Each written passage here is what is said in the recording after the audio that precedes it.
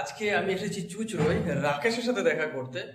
তো আমাকে চুচড়ো স্টেশন থেকে মিঠুন ভাই নিয়ে এসেছে।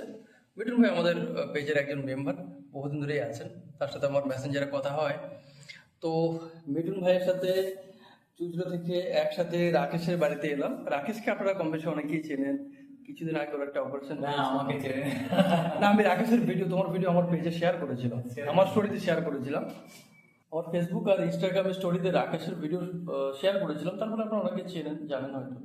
তো রাকেশের অপারেশনের পরে এখন মোটামুটি একটু ভালো আছে, তো ওকে দেখতে আসা। একটু রিকভার মানে অনেক কষ্ট করে দাঁড়াতে পারছি আর কি। তো যাই হোক, খুব ভালো লাগলো যে রাকেশের বাড়িতে আমরা এসে পৌঁছতে পেরেছি। প্রচুর ঝড় বৃষ্টি হচ্ছিল আজকে, শিলাবৃষ্টি হয়েছে। হ্যাঁ, তার মাঝখানে রাকেশের বাড়িতে এসে পৌঁছতে পেরেছি। আর এই যে মিঠুন ভাই রয়েছে, মিঠুন ভাইও কিন্তু ঝড় বৃষ্টি চুলিগুলোতে থাকে, হ্যাঁ, চুলিগুলোতে থাকে, আমাদের মানে স্টেশনের সামনেই থাকে, একদম কাছাকাছি। তো প্রচুর ঝড় বৃষ্টির মধ্যে আমরা শেষমেশ রাকেশের বাড়িতে এসে পৌঁছেছি। আর রাকেশ আমাদের যথেষ্ট আপ্যায়ন করেছে। এবার আমাদের বেরোবার টাইম হয়ে গেছে। তো যাই হোক, ভালো থাকবেন সবাই।